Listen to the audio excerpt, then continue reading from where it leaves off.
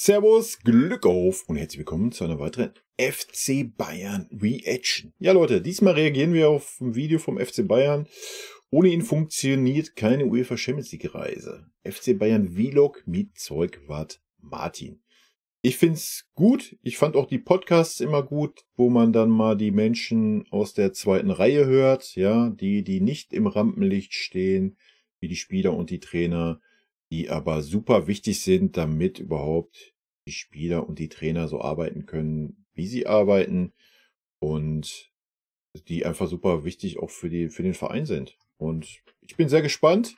Ich freue mich drauf. Gerne mehr von solchen Videos, und ich würde sagen, damit gehen wir mal rein und gucken mal, was so ein Zeugwart alles tut, damit die Mannschaft, ich hätte jetzt gesagt, so performen kann, wie sie performt. Aber das würde ja gerade dem Zeugwart nicht gerecht werden, aber dass die Mannschaft halt so arbeiten kann, wie sie arbeitet.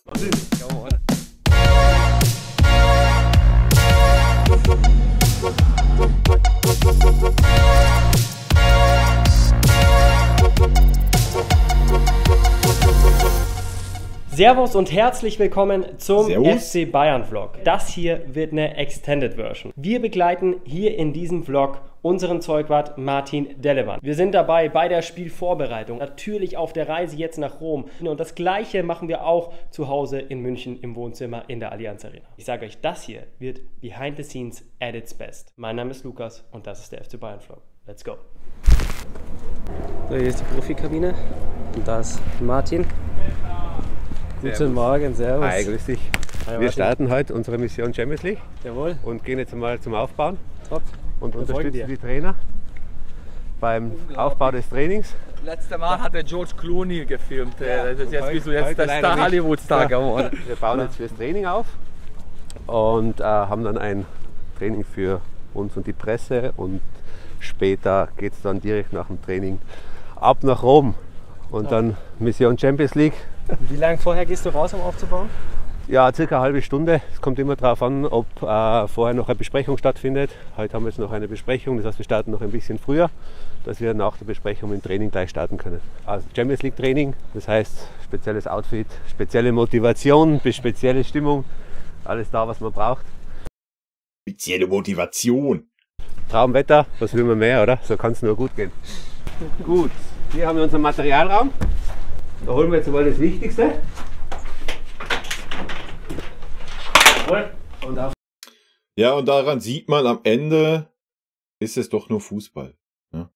Weil das sieht, da ist jetzt nicht der große Unterschied, ob du Champions League spielst, eine Mannschaft ist, die Champions League spielt, oder irgendwo im Amateurfußball. Natürlich nicht jeder Amateurfußballverein ist so ausgestattet, ja, aber ich hoffe, ihr wisst, was ich meine. Auf geht's. Das heißt, wir trainieren heute auf 2 Plätzen. Wir Hütchen wärmen gibt's uns halt auf überall. Platz 2. Da wird uns die Presse ein bisschen begleiten, die ersten 15 Minuten. Und anschließend wechseln wir dann rüber auf Platz 1 und haben dann noch ein paar taktische Themen. Abschlusstraining findet immer mit dem Champions League Ball statt, damit sich die Jungs schon ein bisschen an den neuen Ball gewöhnen können, weil er doch unterschiedlich ist zum Bundesliga-Ball. Und das ist auch immer so eine ganz schöne Motivation. Da merkt man, dass in dem Training doch was Besonderes steckt. Und jetzt gehen wir rüber auf Platz 1. Das ist schon wirklich krank, wie die verhätschelt werden, wa? Ist schon wirklich krank. Aber so ist das in der heutigen Zeit, Alter. Das Ganze. Stellt euch mal vor, so Beckenbauer, Gerd Müller oder sowas, die hätten das wahrscheinlich gar nicht mehr wechseln können, dass du bei unterschiedlichen Wettbewerben unterschiedliche Bälle und dich dann schon im Training mit dem Ball einspielst, weil der Ball sich anders verhält. Wild, oder? Stecken wir den Trainer. Ja, ich weiß, Leute, alles ist gut. Die heutigen Bälle sind anders, sie verhalten sich auch anders. Alles ist gut, ja. Also, ruhig bleiben. Das Spielfeld ab. Das sind immer für spezielle Übungen, spezielle Spielfelder. Martin, wie ist das in der Vorbereitung? Sprecht ihr darüber, was heute gemacht wird, damit du Bescheid weißt? Oder? Ja, die Trainer, die. Ja, muss ja. Oder meinte, der Zeugwart baut jetzt auf und die Trainer richten sich danach, was der Zeugwart gerade aufgebaut hat, was sie trainieren, oder was? Die geben mir dann meistens am Platz Bescheid oder kurz vorher, was sie brauchen, wie sie es aufbauen. Und ich unterstütze sie dann, aber sie planen das quasi vorab oben, gemeinsam mit dem Chefcoach. Und dann unterstützen wir sie halt am Platz, je nachdem, was so gebraucht wird. Tore, Minitore etc.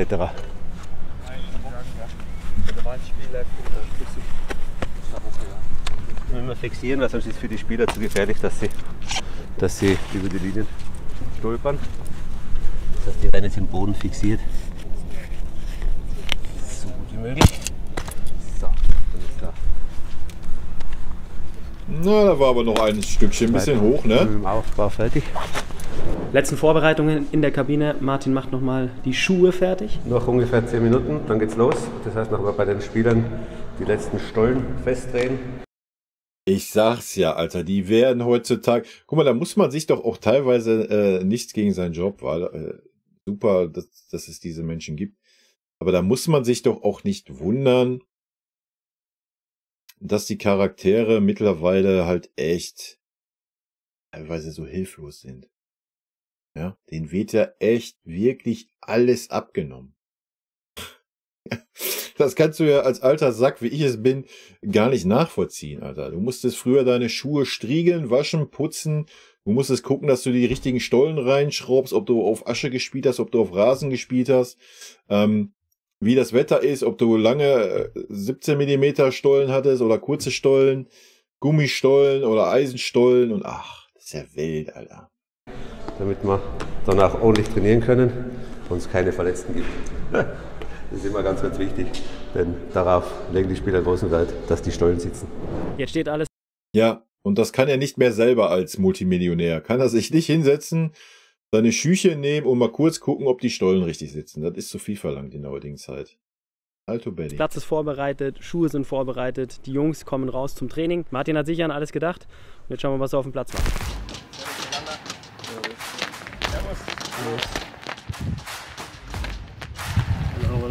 Und auf geht's zum Training.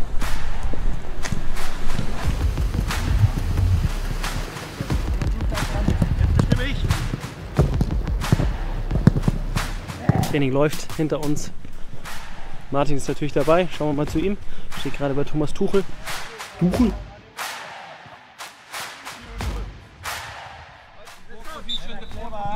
Auch die Spieler während des... Ist schon ein Traumjob, oder? Ich meine, gut, wir haben jetzt noch nicht so viel gesehen, aber wäre schon ein Job, für den ich auch leben würde. Sag ich euch ganz ehrlich, würde ich die IT-Karriere an den Nagel hängen für. Ja, da kommt schon vor, wenn es kalt ist, noch Handschuhe oder mal neue Schuhe, wenn der Schuh kaputt ist oder sich nicht gut anfühlt. Oft einmal wärmere Klamotten oder ja, gibt es eigentlich immer wieder Wünsche, dass was vorkommt.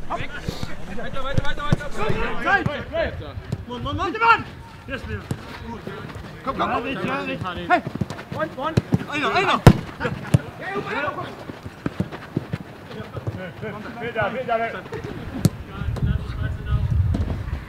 Gut, Schubu! Ferse!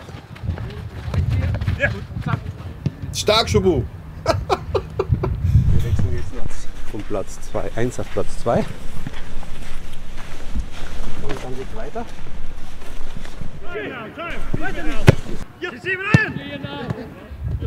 Auslösen! Die Weg! Zeit! Ja, genau! Aber er wollte ja einen Pass spielen. Training ist aus. Martin räumt noch mal ein bisschen zusammen und dann geht es auch bald schon Richtung Flughafen.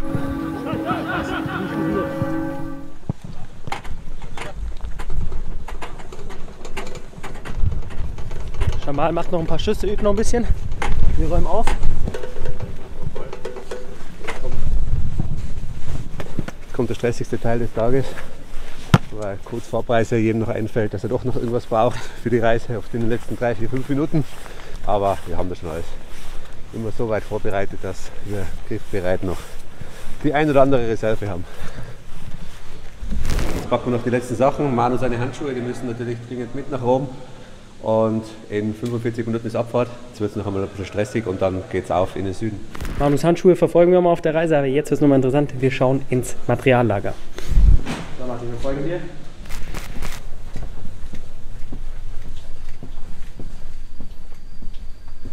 Wir befinden uns jetzt genau unter der Kabine der Spieler. Quasi unser Reich, wo wir unsere ganzen verschiedenen Lager haben. Wir haben hier noch Hier haben wir alle Klamotten für die Champions League drin. Hier haben wir alles für Spiel für die Champions League. Hier haben wir alles, was an Schuhen ist. Einige Reisekisten. Wir brauchen doch immer sehr, sehr viel Equipment und man sieht, wir haben einige Kisten oft bei den Reisen mit dabei. Hier haben wir noch unsere Trikotlager. Das ist schon echt wild, ne? Das ist schon wirklich wild. Also die müssen sich ja gar um nichts mehr kümmern, was das anbelangt. Spieler. Die kommen einfach dahin, es liegt alles da, die ziehen ihre Schükes an, ihr Zeug und das war's. Das ist nicht so, wie man das noch kennt. So, man bringt sein Zeug mit und nimmt das wieder mit und das gibt's da alles nicht. Die kommen einfach dahin, zupp, alles ist fertig gestriegelt. Ist natürlich nicht nur bei uns so, ist generell im Profifußball so, aber es ist schon krass, sich das mal vor Augen zu führen. Und hier haben wir unser Lager für Bundesliga und hier für unsere ganzen Bälle etc. Das ist jetzt das Bundesliga-Lager. Hier haben wir alles, was für die Bundesliga notwendig ist, an Trainingsklamotten, Warmlaufklamotten für das Spiel etc. Also alles, was Bundesliga ist, haben wir hier. Sag ich ja, die alles. Wird alles bereitgelegt. Die Lager sind immer prall gefüllt und die leeren sich so im Laufe der Saison schön langsam. Mannschaftsbus seht ihr schon, jetzt geht's zum Flughafen, auch für mich. Dann ab nach Rom, dann geht's weiter.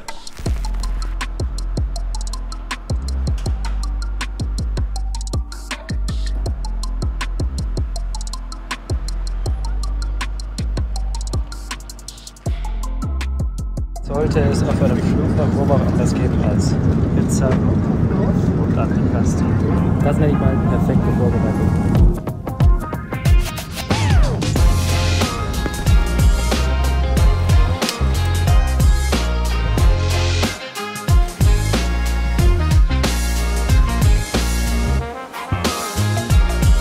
Flug war perfekt, pünktlich, sogar überpünktlich.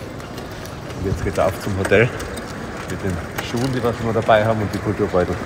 Der Rest ist schon im Kickoff im Hotel. Wird dann heute noch Trainingsklamotten verteilt und dann ist der Tag für heute geschafft. Morgen geht es dann wieder weiter. Sehr gut. Das bedeutet, wenn der Mann ausfällt, Feierabend. Ist keiner in der Lage zu trainieren oder sonst was zu tun, weil die gar nicht mehr fähig sind, irgendwas selber zu organisieren. Alter. Bild. Tag 2 und guten Morgen aus Rom. Leute, jetzt schaut euch bitte einmal diesen Ausblick an. Das ist übrigens auch der Ausblick, den unsere Jungs heute vom Balkon hatten, also von den Spielerzimmern aus. Rom, Matchday, andiamo.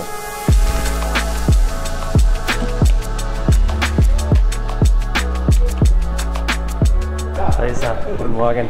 Gut geschlafen? Ja, doch. Gut, ja, bestens. Matchday-Vorbereitung läuft. Läuft, alles bestens. Wir haben um 8 Uhr gefrühstückt und um 11 Uhr haben wir jetzt dann Aktivierung. Da wird sich die Mannschaft ein bisschen aufwärmen, dann auch noch ein bisschen Fußballtennis spielen, die einen oder anderen. Und macht immer recht viel Spaß für die Jungs. Und da bauen wir jetzt gerade den Raum dafür auf, damit die dann loslegen können, pünktlich um 11 Uhr. Schauen wir rein. Okay, Martin, der Raum sieht perfekt aus für Fußballtennis, oder? Genau, der Raum ist perfekt fürs Fußballtennis. Wir haben schon alles vorbereitet, das heißt, wir starten vorher hier mit einem leichten Warm-up und einem Stretching. Also die Spieler können sich hier schon ein bisschen aktivieren und dann werden wir hier in der Mitte noch Fußballtennis spielen. Wir haben für die Spieler auch für jeden seine eigenen Laufschuhe hier, wo dann ja fürs Fußballtennis optimal dafür gerüstet sind. Wir haben auch immer unsere aktuellen Bälle hier. Die werden dann immer eingestellt, weil hier brauchen wir ein bisschen weniger Luft als wie am Platz. Wie viel sind es genau? Ja, da haben wir immer so zwischen 0,6, 0,7. Jetzt sind wir, ja, da sind wir schon bei 1. Da haben wir schon immer auf 1 eingestellt, relativ hart. Aber hier, sage ich jetzt einmal, im Raum, auf dem Boden, ist es einfach mit einem leichteren Luftdruck feiner zum Spielen. Ich glaube, der Ball ist ganz ideal. Wir haben auch immer Getränke hier für die Spieler, und Handtücher. Und dann haben wir quasi alles hier, was die Jungs brauchen. In der Regel dauert das Ganze 20 Minuten, halbe Stunde. Beim Fußballtennis kann es oft ein bisschen länger dann hinten raus noch gehen. Da gibt es immer ein paar ganz heiße Spiele. Da ist dann oft einmal eine ganze Stunde auch vorbei. Und dann geht es ab zum Mittagessen und ja, dann kommt die Vorbereitung aufs Spiel. Hi. Alles gut? Hey.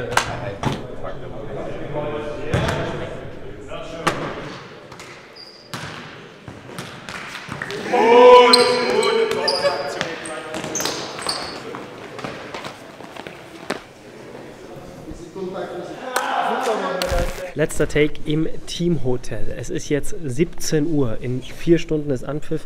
Trotzdem machen sich die Kit-Manager jetzt schon auf den Weg ins Stadion, richten die Kabine her, bringen das ganze Zeug rüber, damit dann alles passt und die Jungs ankommen.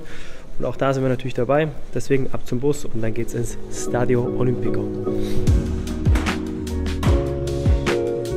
Auf geht's zum Stadion. Jetzt laden wir um vom Bus in den Truck und dann fahren wir mit dem Equipment zum Stadion. Räumen wir da in die Kabine ein. Wir fahren um circa um 17 Uhr los. Da sind wir 2 Stunden vor der Mannschaft.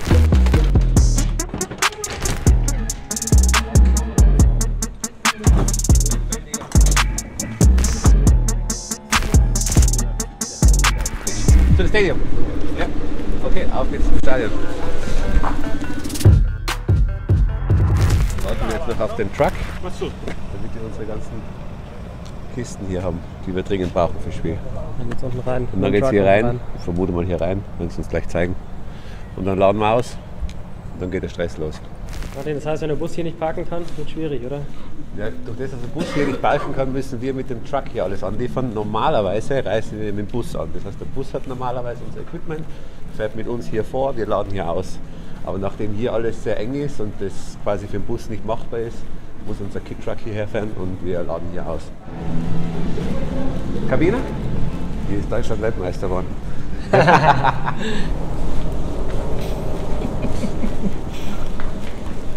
So, ja. Ja, lass dich was machen. So, jetzt sind wir in der Kabine. Schöne Kabine, lässt sich arbeiten. Auf was achtest du, wenn du hier reinschaust? Ja, das Erste, was wir jetzt reinschauen, ist, ob wir genug Massage liegen haben. Weil das ist für unsere Physios wichtig. Ich melde Ihnen jetzt, dass wir 3 hier haben und die entscheiden dann, ob sie noch mehr brauchen oder nicht. Dann haben wir immer noch welche im Bus. Das heißt, wir haben immer unsere eigene Massage liegen mit und können sie nachher noch anliefern. Also Martin hat es gerade gesagt, die Einfahrt ist ein bisschen eng hier im Stadio Olimpico. Das heißt, der Anlieferungsprozess vom Equipment wird wahrscheinlich ein bisschen schwieriger. Aber die Jungs sind das auch gewohnt. Aber schon cool, so mit dem Tunnel und den Trikots an den Wänden. Gibt jetzt schon die ersten Pläne, wie man es vielleicht ein bisschen umschiften kann. Kleine Verzögerung, deswegen umso wichtiger, Martin, oder? Dass man genau, ein bisschen eine Vorlaufzeit hat. Genau, richtig. Bei dem Verkehr oft einmal in ausländischen Städten oft einmal schwierig abzuschätzen, wie der Weg her ist. Und wenn da ein paar Minuten Verzögerung schon vorab einkalkulierst, dann hast du danach keinen Stress. Das ist auch fein. Also noch bist du ruhig. Ganz ruhig, ganz entspannt. Wir haben noch genug Zeit. Die Mannschaft kommt in ungefähr 2 Stunden, also alles gut. Kriegen wir alles hin.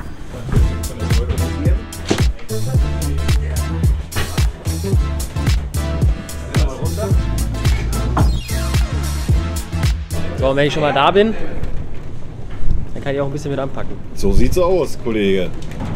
Haben wir alles, Martin? Jetzt haben wir alles zusammen. Und jetzt gehen wir auf in die Kabine.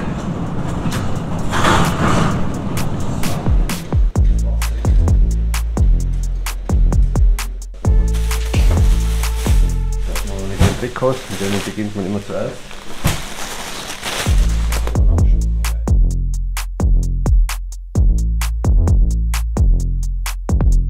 Beim Heimspiel in der Allianz Arena hat jeder seinen eigenen Platz und der bleibt auch. Da sind wir ein bisschen kunterbunt gemischt. Aber das beim Auswärtsspiel hat natürlich keiner seinen Stammplatz.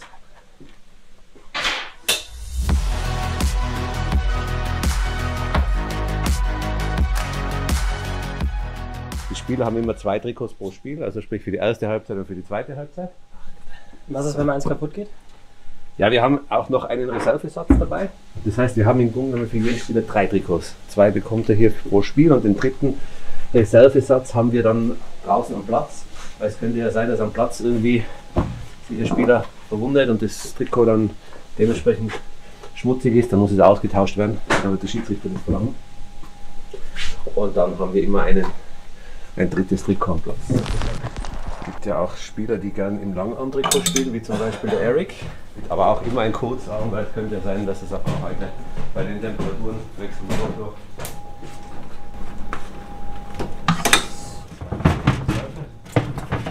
Hosen für jeden Spieler. Da gibt es auch oft ein paar Sonderwünsche von Größen oder vom Material her. Ja, es gibt 2 verschiedene Paar. Es gibt quasi das Pro, von der Qualität her ein bisschen anders, und dann gibt es etwas, was mehr Synthetikstoff hat. Und es gibt einfach Spieler, die das lieber mögen, weil es einfach ein bisschen softer ist. So. Das weißt du alles auswendig. Ja, das weißt du. Das kriegst du schon mit, weil das sagen sie da einmal oder zweimal und dann weißt du es. Und 3 Außen von Stutzen. Wenn du das alle 3 Tage machst, dann hast du das schon in der Birne, wa? Wir haben geschnittene, die sind schon geschnitten. Die braucht der Spieler nicht mehr abschneiden. Und dann haben wir noch verschiedene Größen. Wir haben Medium Large und X-Large.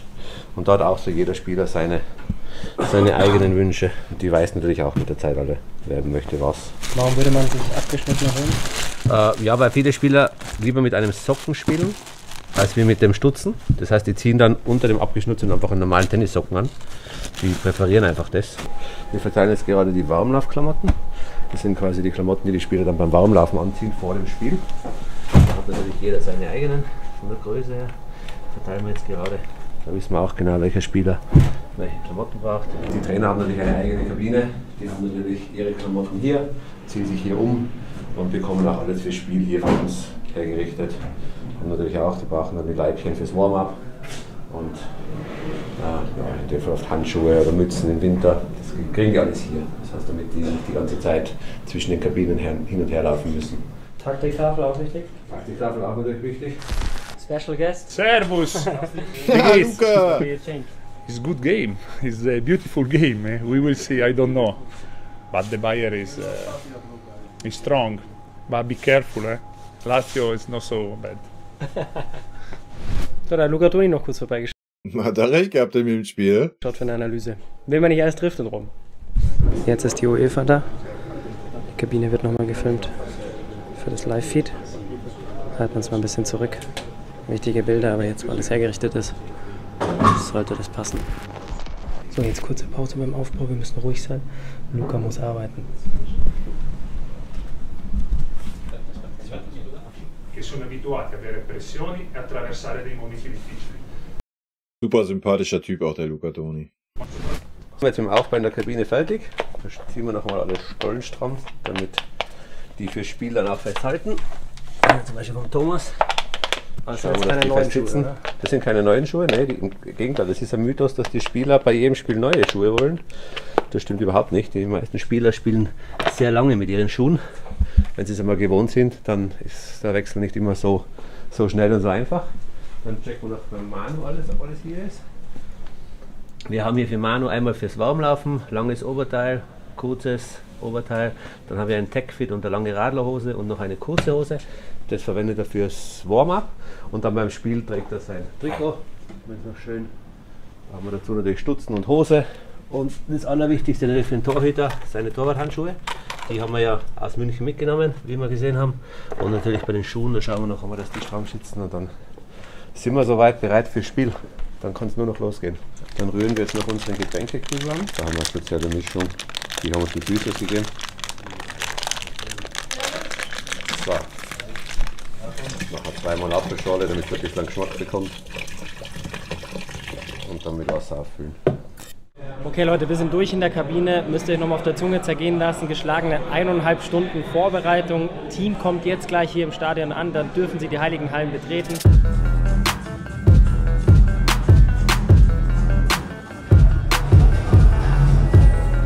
Ja, man sieht's ja. Ne? Die kommen mal an, haben Kulturbeutelchen in der Hand, alles andere ist vor Ort, Alter. Und genauso ziehen die auch wieder ab. Also das ist schon echt wild, wenn man das sieht, ne? Dass denen wirklich alles abgenommen wird, Alter. Beim Spiel so kann man das ja vielleicht sogar noch irgendwo nachvollziehen, aber selbst beim Training ist das so. Das ist ja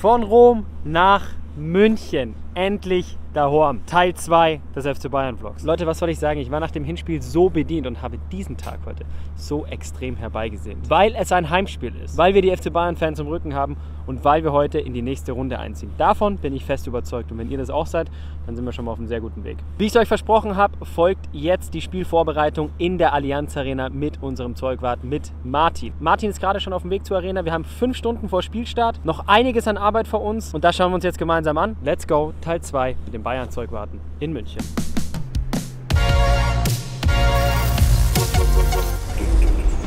Servus. Servus, Lukas. Alles gut? Hi, alles gut. Sind wir wieder. Rückspiel. Heimspiel, viel wichtiger. Rückspiel. So, auf ein neues. Bus ist voll. Genau, Bus ist voll, alles dabei.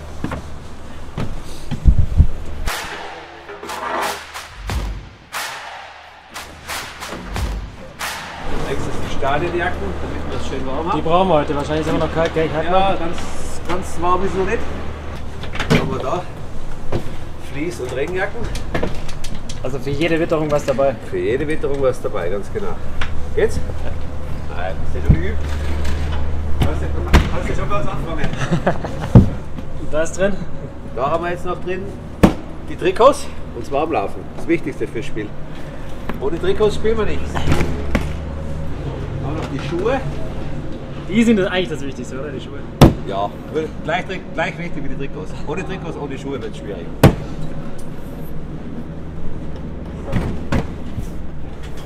Allerhand Kissen hier jetzt. Auch immer ganz wichtig, Champions League. Im ersten Teil habt ihr es gelernt. Es gibt für jedes Spiel natürlich unterschiedliche Boxen und unterschiedliche Sachen, das ist klar. Gibt es heute eine Besonderheit? Nee, keine Besonderheit. Ganz normales Champions League Spiel, aber für es gibt viel. Aber es geht heute um einiges. Das ist das Besondere. Fühlt sich für dich dann auch besonders an? Genau, wenn es sowas geht, da ist immer Spannung dabei. Dann legen wir los, damit wir rechtzeitig fertig sind, bis die Mannschaft kommt. Aber wir haben leicht Zeit. Fast 3 Stunden vor der Mannschaft, geht sich gut aus.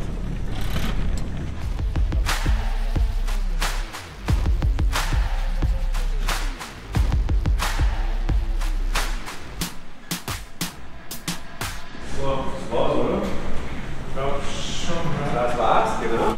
Also wir kommen meistens 2 Stunden, 2,5 Stunden vor der Mannschaft an, laden dann aus, richten die Kabine ein, bereiten auch alles andere noch vor und auf der Bank da so schauen, ob die Sitzheizung läuft. Die Mannschaft kommt dann ungefähr 1:15 vor Spielbeginn. Dann kannst du mal umziehen. Wir starten dann noch 35 Minuten vor Spielbeginn mit dem Warm-up am Platz. Dann 21 Uhr, pünktlich Spielbeginn. Jetzt bringen wir noch unseren Truck schnell auf seinen Parkplatz, damit er nicht im Weg ist. Denn hier drüben kommen die Busse an. Da parkt der Mannschaftsbus. Eigentlich sind wir jetzt gerade im Weg von der Mannschaft. Wir sind jetzt genau im Weg. Das heißt, wenn wir jetzt hier bleiben, dann können die halt zu Fuß reingehen. Das war Wie tragisch. Wie tragisch, oder? Da müssen sie zu Fuß reingehen, Leute. Das geht doch nicht. So, weg. Deshalb fahren wir jetzt schnell weg. Hier kommt die Mannschaft an. Dann geht's hier rein durch die Mitte. Da stand ich auch schon. Wo im Anschluss nach dem Spiel auch die ganzen Interviews stattfinden. Hier vorne geht es dann Richtung Platz in der Arena. Da geht es dann raus. Da wird es richtig spannend. Dann sieht man dich auch nochmal. Bist du auch nochmal dabei am Schluss noch? Ja, Bevor die Mannschaft rausgeht. genau. Hier rüber geht es zur Gästekabine. Und hier rein geht es zur Heimkabine. Da machen die ganzen Spieler schön. Also mit dabei.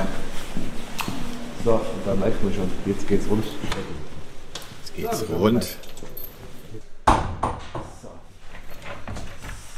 In den Schränken haben wir so einiges an Material, was wir auch brauchen. So, das Back. Ja, vergisst du was an der Sindnerstraße? In der Regel vergessen wir nichts, aber es kommt ab und zu mal vor, dass man auf das Backup-Material zurückgreift. Das ist einmal vielleicht der ein oder andere Socken, wo du denkst, ah, den habe ich schon, und dabei hast du doch nicht eingepackt. Aber das kommt vielleicht im Jahr einmal vor. Also bei so vielen Spielen ist es, glaube ich, ganz eine gute Quote. So. Denke ich auch. Füßebereich. Und hier noch für unsere erste Ersatzzimmer. Dann legen wir los. Die Kollegen sind schon fleißig mit den Trikots beschäftigt.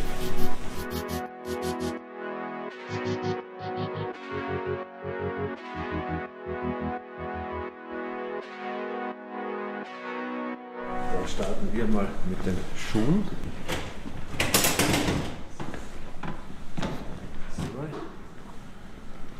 Es kommt nämlich ab und zu vor, dass die Spieler dann bei den Größen von den Hosen noch irgendwelche Änderungen haben. Deshalb haben wir auch immer ein paar Hosen und ein paar Flocks hier, dass wir kurzfristig noch was verändern können. Bei jedem Heimspiel mit dabei, das Sebastian, das Sebi. Wir sind eigentlich zu viert, das heißt zwei Heimspiele, zwei Auswärtsspiele, aber wir haben jetzt auch einen ganz neuen Kollegen da, den Harris. Servus. Wir haben genug Schuhe da. Es muss keiner barfuß auf den Platz. So, Manu seine Handschuhe. Manu seine Handschuhe haben wir in Rom auch nicht vergessen. Sind keine neuen, oder? Sind sogar, glaube ich, noch die gleichen wie in Rom. So, und wir haben sie auch nicht vergessen. Sie sind hier. Und auch heute unser dritter Torhüter Daniel Perez auch dabei. Wusste ich gar nicht, dass er wieder fit ist, ey. Dann gehen wir rüber in die Trainerkabine. Hier lang. Das reicht der Trainer. Hier haben wir die Trainerkabine. So, wir haben natürlich auch ihre ganzen Schuhe und Klamotten dabei. Einmal für unseren. Sorry, Leute, ich komm da nicht drauf klar. Alter Belly. I don't know, ey. Selbst den Trainern stellst du da die Schuhe hin, Alter. Was ist denn los? Können die nicht ihre eigenen Schuhe mitbringen oder was?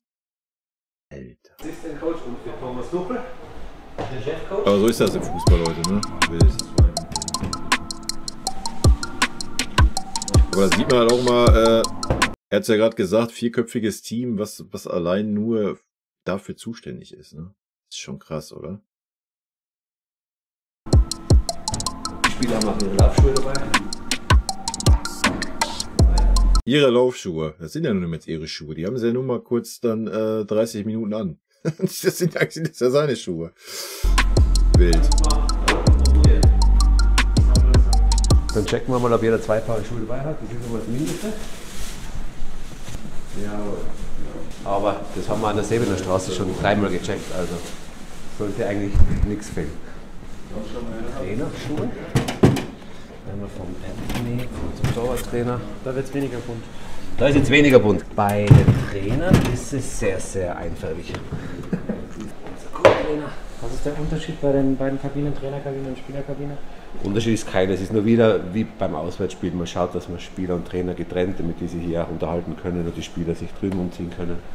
Wir schauen, dass die Trainer auch hier wieder alles für sich haben, damit man nicht immer hin und her laufen muss. Schaut mal hier, Schuhe von Manuel Neuer. Spezielle Schnürtechnik, gibt sicher noch mal ein bisschen mehr Halt, sind die Details.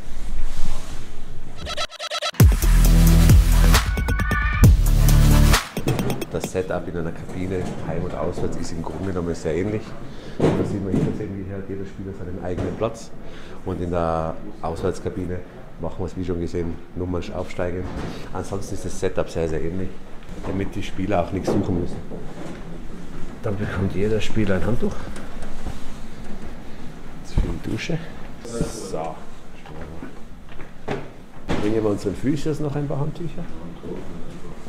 Für die Behandlung.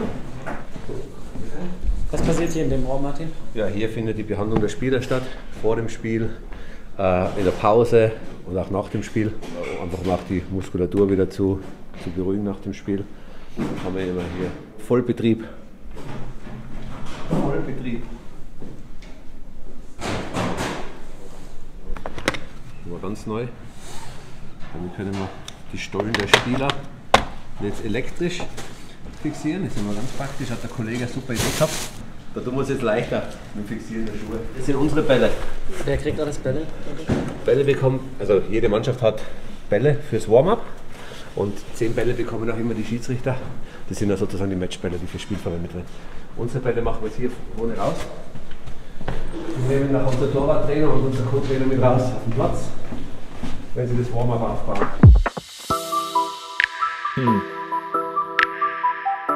Und die nehmen sie dann mit. Heute natürlich wieder im Champions League Ball.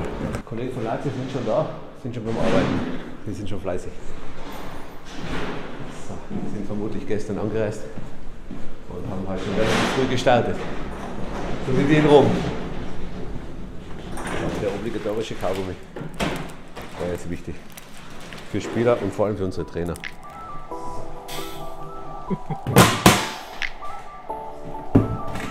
Selbst das wird denen abgenommen. Selbst das wird denen abgenommen. Die sind also nicht in der Lage, daran zu denken, ach komm, ich nehme mir mal meine Packung Kaugummis mit. Wild, Alter. Einfach nur wild.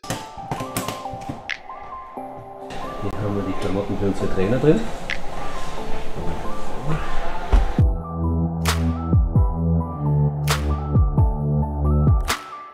Schaut euch das mal an. Das sind die Schienbeinschoner von Thomas Müller. Einer der besten Fußballer, die Deutschland und Bayern jemals hatte. Und ich bin mir sehr sicher, die hat er schon seit der EU. Das ist mir sein mir. Dann haben wir hier noch die Kapitänsbinde für den Manu. Die machen wir hier noch oben drauf. Dann hast du hier einmal das und einmal den Wimpel. Packen wir noch die UEFA so. So, wunderbar. Perfekt. Die Trainer benötigen jetzt fürs Warm-up dann noch Leibchen. Die kommen immer 4 und 2, also 4 in einer Farbe und 2 in einer anderen Farbe. Die kommen bei Anthony fürs Warm-up.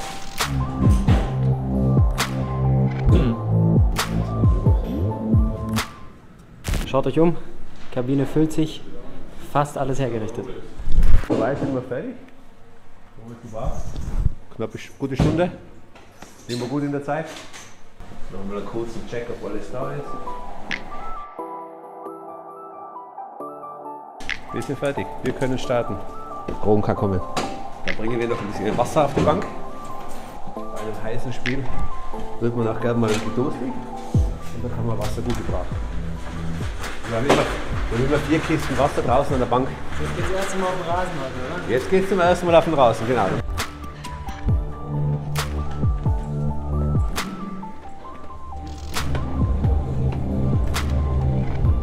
Oh, es regnet. Absolutes Champions League Feeling. Mit dem Niedelwetter noch, oder? Niedelwetter dazu. Da kann es nicht laufen, oder? Da ist der Platz schön schnell passend. Martin, wo ist dein Platz? Mein Platz ist meistens da drüben, weil ich sammle dann noch die Einlaufjacken ein, dann gehe ich noch einmal rein. Das Spiel startet dann meistens schon und so in der 3., 4. Minute kommen wir dann hier drüben raus. Und dann sind meistens hier die ersten 4, 5 Plätze. Da lasse ich mich dann nieder für das Spiel. Guter Blick aufs Spiel, oder? Ja, perfekt, bessere Plätze gibt es in dem Stadion nicht. Tja. Da spürst du den Puls des Spiels. Da wollen wir noch einmal das Trainings machen. Ich sag ja, Traumjob. Ja? Klar, weiß ich nicht, ist nicht jedermanns Sache, aber so nah an der Mannschaft, dann auch während des Spiels auf der Bank sitzen, da kann man alle anderen Sachen, die man macht, glaube ich, verkraften. Material, beziehungsweise das Material fürs Warm-up. Da machen wir unsere Hürden, machen wir Hütchen, unsere Blättchen. Die legen wir den Trainern vorne vors Büro. Und da unser Athletik-Coach und unser Co-Trainer bauen dann das Warm-up auf. Wir haben ein paar Spieler, die nach dem Spiel gerne in die Eistonne gehen zum Abkühlen. Und da haben wir hier eine schöne Tonne voll Wasser mit Eis. Ha, schön warm. So, und wir haben ein paar Spieler, die gerne nutzen. Das ist schon vorbereitet für Regeneration nach dem Spiel, genau richtig. Also wer es gerne kalt mag, einfach hierher kommen. Eistonne ist immer bereit. Kabine ist fertig hergerichtet, Mannschaft kommt gleich an, da gehen wir jetzt raus. Dann beobachten wir Martin noch ein bisschen auf dem Platz bei den letzten Vorbereitungen und dann geht es in ganz großen Schritten in Richtung Spiel.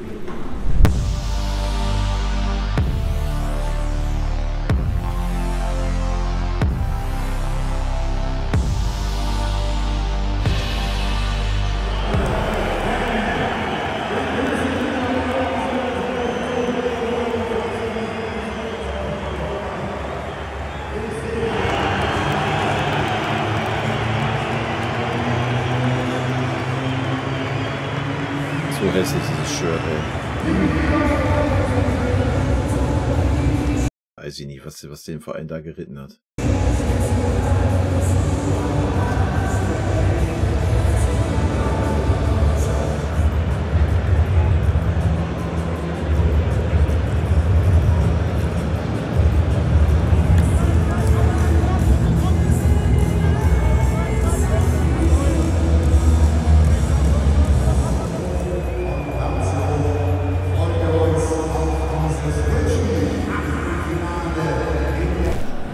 Hey Leute, jetzt zählt's, jetzt geht's los. Mannschaft ist draußen. Gerade lief die Champions League Hymne.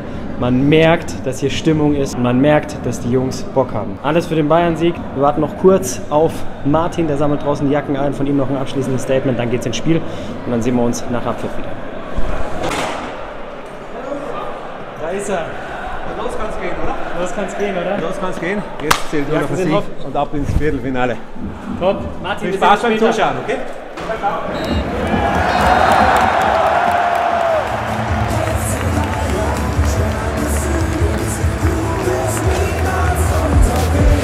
So Leute, da ist ja der Bayern-Sieg. Wir sind eine Runde weiter. Wir gehen ins Viertelfinale. Besser kann es nicht laufen. Das ist ein Bayern-Abend, wie wir ihn gebraucht haben. Mentalität war da, das Spiel war überragend. Geile Tore und jetzt geht's weiter in der Königsklasse. Für Martin und Team musste es ein bisschen schneller gehen nach dem Spiel. Sie haben die Kabine leer geräumt und sind jetzt schon los. Aber Martin hat mir gesagt, wir treffen uns morgen noch einmal, weil er sich noch eine Kleinigkeit überlegt hat. Und die könnte für euch sehr entscheidend sein. Einen schönen guten Morgen von der Sebener Straße. Tag nach dem Spiel. Die Stimmung ist bestens, Wetter nicht ganz so gut, aber davon lassen wir uns nicht aufhalten. Wie ich es euch gestern versprochen habe, gibt es noch eine Kleinigkeit von Martin. Er hat gesagt, ich soll noch mal vorbeischauen, das mache ich jetzt. Er ist unten, räumt schon ein bisschen das Zeug auf von gestern und dann schauen wir mal, was er für uns hat. Ich gehe noch einmal runter zu Martin in die Heiligen Hallen. Hier sind schon die Bälle, Equipment von gestern. Schauen wir mal, wo er ist. Da ist er, guten Morgen. Moin Lukas. Und, gut geschlafen? Ja, du auch? Ja, nach dem Spiel auf jeden Fall. Gut verdaut. Gute Stimmung. Mission Viertelfinale erfolgreich. Gestern gutes Spiel, sind wir alle zufrieden. 3:0, so soll es sein. Martin, du hast gesagt, du hast noch was vorbereitet. Ja, ich habe noch was für euch. Ihr habt ja das Video jetzt so schön angeschaut. Ihr habt unsere Reise begleitet. Wir haben hier die Kapitänsschleife vom Manu von dem Spiel gestern. Und die übergebe ich dir. Und dann könnt ihr die verlosen unter allen Zusehern. Das ist die Originale. Das ist die Originale vom Spiel gestern gegen Lazio Rom. Viel Spaß damit für die Gewinner. Mehr andenken geht gar nicht. Martin, gut. Erstmal ein Wort, vielen Dank, hat Spaß gemacht. Wenn ihr Martin mal seht auf dem Rasen, winkt ihm. Viel Spaß. Vielen Dank für den kleinen Ausflug. Und wir sehen uns wieder im Stadion.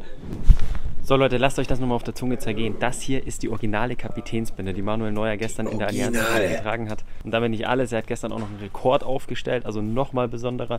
57. Spiel in der Champions League mit weißer Weste, also ohne Gegentor. Damit gleich mit Iker Casillas, wenn er nochmal ein Spiel zu 0 macht, dann ist er Top 1 und davon gehen wir mal aus. Also was ganz Besonderes für euch. Wie ihr die Kapitänsbinde gewinnen könnt, schreiben wir euch in die Caption. Ich hole dann auch gerne noch eine Unterschrift von Manu ab, dann ist es eine runde Sache. Und wir sehen uns dann wieder beim nächsten Mal hier im FC Bayern Vlog. Ich hoffe, euch hat es gefallen. Schreibt uns gerne Feedback in die Kommentare. Und dann geht es weiter in der Champions League und auch sonst haben wir noch viel vor, so wie ihr das gewohnt seid. Bis zum nächsten Mal und danke euch fürs Zuschauen. Tschüssi. Ja Leute, schreibt gerne Feedback rein in die Kommentare. Nicht nur hier, sondern auch auf der Bayern-Seite. Ja, super interessant mal zu sehen, denke ich, ne? Wie gesagt, ich finde es gut, dass man mal auch ein bisschen ausführlicher die Menschen in der zweiten Reihe zeigt. Ne? Schon sehr interessant. Und natürlich super wild, was den Spielern heutzutage alles abgenommen wird. Ne? Im Profibereich, das ist ja schon echt wild. Aber gut, so ist es halt einfach, ne? So ist der Profifußball. Ja, krank. Aber sehr interessant. Und super sympathisch. Ne? In diesem Sinne, Leute. Rot-weiße Grüße gehen raus, bleibt gesund und auch gerne hier eure Meinung in die Kommentare. Und natürlich wie immer an dieser Stelle, vielen lieben Dank für euren Support, Leute. Tschüssi. Vielen lieben Dank, dass ihr euch das Video bis zum Ende angeschaut habt. Vielen lieben Dank für euren Support. Wie immer, lasst gerne einen Daumen da. Ich freue mich auch über jeden Kommentar, der geschrieben wird.